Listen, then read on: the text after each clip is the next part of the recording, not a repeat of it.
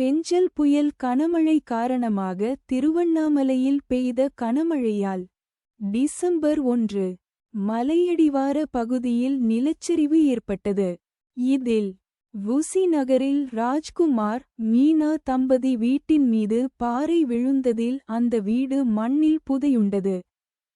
அந்த வீட்டினுள் தம்பதியின் மகன் கவுதம் 9, மகள் இனியா 7 மற்றும் பக்கத்து வீட்டாரின் மகள்கள் மகா 12, வினோதினி 14, ரம்யா 12 ஆகியோரும் மண்ணில் புதையுண்ட வீட்டினுள் இருந்துள்ளனர். 2 நாட்களாக நடைபெற்ற மீட்பு பணியில் நேற்று வரை 5 பேர் சடலமாக மீட்கப்பட்டனர். 2 குழந்தைகளின் உடலை தேடும் பணி தீவிரமாக நடைபெற்று வந்தது.